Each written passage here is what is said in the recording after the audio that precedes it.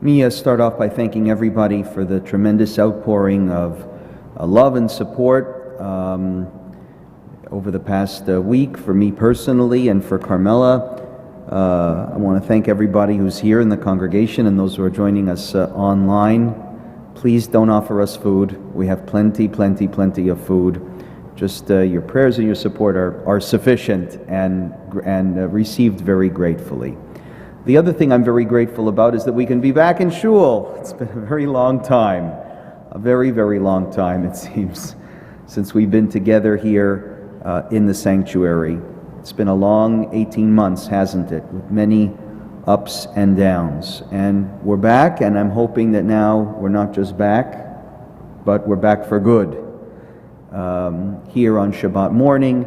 And as time goes by, we'll look for when the time is right to open up further. Ontario is reopening. It's good news. And as the world also reopens, we're going to have many more options in terms of activities in which to participate, activities that we've been prevented from participating in, that have been closed and inaccessible to us for quite some time. There will be stores to visit. Imagine non-essential purchases that we'll be able to make. We'll be able to go to events, attractions. We'll be able to travel. We'll be able to go to restaurants maybe, bars maybe. I'm sure many of us are anxious to get back to life, maybe a bit frustrated because we're ready now, that's how I feel, and certainly cannot wait to take advantage. My hope is that as we begin to embrace all of these destinations and activities that were previously unavailable to us, we will also embrace a return to synagogue life. Just repeat that because it's really important. Let's also embrace a return to synagogue life. Because I know that we're back here in the sanctuary, but I'm also hoping that the congregation, those who are joining us online or have gotten used to just doing other stuff on Shabbat morning, will decide to join us here back again when the time is right for them as well. Our community can be enhanced by live streaming. There's no question about that. But in my mind, there's also no question that it cannot be sustained by live streaming. This is a religion, this is a faith that requires presence. That goes all the way back to the first stories of our patriarchs. Even God sometimes wondered where they were, and they had to announce with confidence, affirming, Hineni, I'm here, I'm present. And I hope all of us can be able to return back here in the next few months and also affirm Hineni.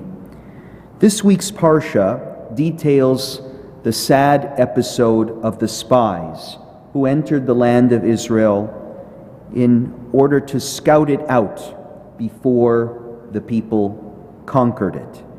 As you know, the mission turns out to be a disaster. And out of the 12 leaders who entered into the same land and viewed the exact same places and counted the exact same people, 10 come back with a negative report, whereas 2, Caleb and Joshua, had a very different perspective. Their report was full of optimism. They were in favor of conquering the land and unafraid of the challenges. They saw the same land but had a totally different perspective. How do we explain this discrepancy? And another question. The Parsha ends with the portion of tzitzit, which we are familiar with from the Shema that we recite twice daily. In the final paragraph of the Shema, we read the words, "You shall not stray after your heart and after your eyes. V'lo taturu achrei levavchem v'acharei einechem." It seems strange that the Torah put the heart before the eyes. Surely you see something with your eyes, and then your heart desires it. So why is it the other way around? Perhaps the following story can help us find the answer. It's a story that was told by the late Simon Wiesenthal about 20 years ago when he addressed a conference of European rabbis in Bratislava, Slovakia. It was in Mauthausen, shortly after liberation. The camp was visited by Rabbi Eliezer Silver of blessed memory, a great rabbi at that time, the head of Agudat HaRabbanim, the Union of Orthodox Rabbis of North America. He was there on a mission to offer aid and comfort to the survivors. Rabbi Silver also organized a special service, and he invited Wiesenthal to join the other survivors in prayer. Wiesenthal declined and explained why. In the camp, Wiesenthal said to Rabbi Silver, there was one religious man who somehow managed to smuggle in a siddur. At first, I greatly admired the man for his courage, that he'd risk his life in order to bring the siddur in. But the next day, I realized to my horror that this man was renting out his siddur to people in exchange for food. People were giving him their last piece of bread just so they could spend a few minutes with the siddur. This man, who was very thin and emaciated when the whole thing started, was soon eating so much bread that he died before everybody else. His system just could not handle it. Wiesenthal continued, if this is how religious Jews behave, I'm not going to have anything to do with a prayer book.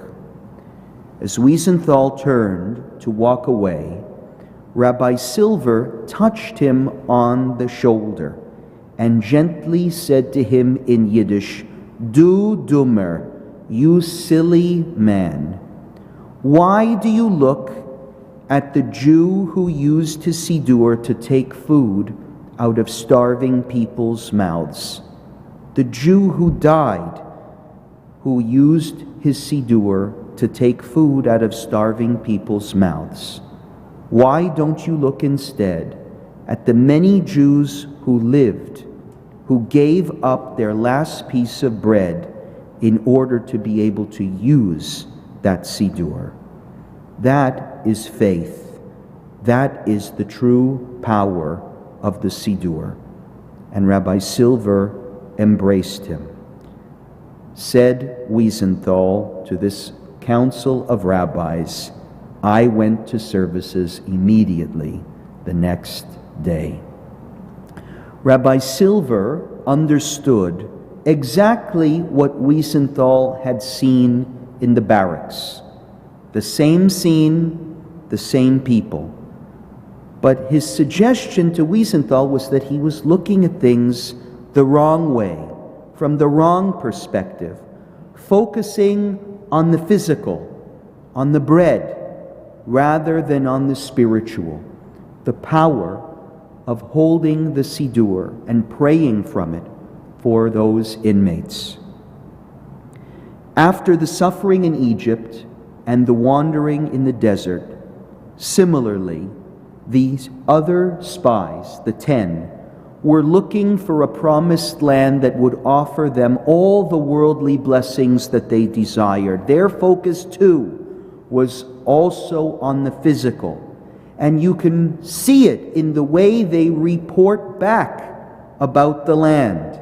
Their eyes were concentrating on the drawbacks of the land, as they mention the large fruits and the giants that lived there and how the people were dying.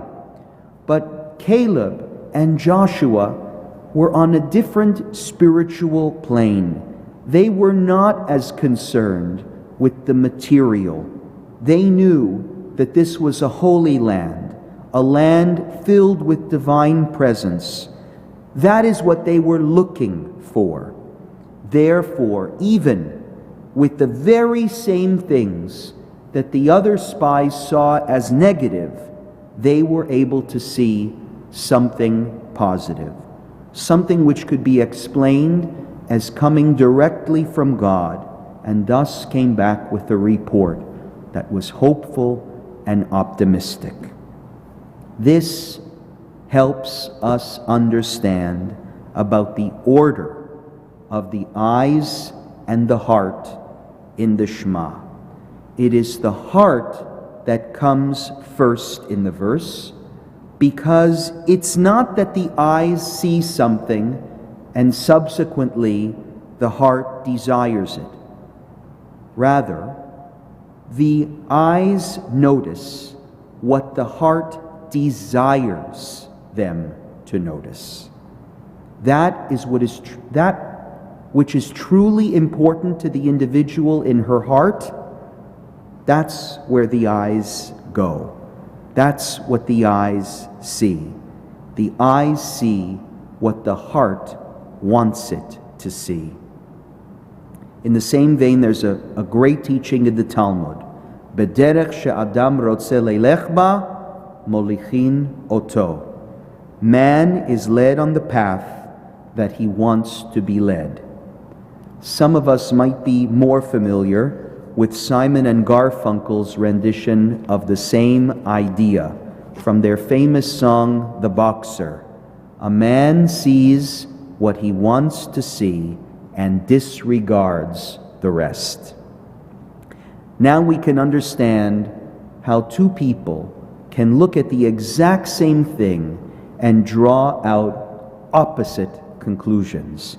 It is all about perspective. It's all about what you place value on, whether it's the desire to return to the restaurants or a desire to return to the synagogue. Simon Wiesenthal in the camps or the spies in this week's Parsha.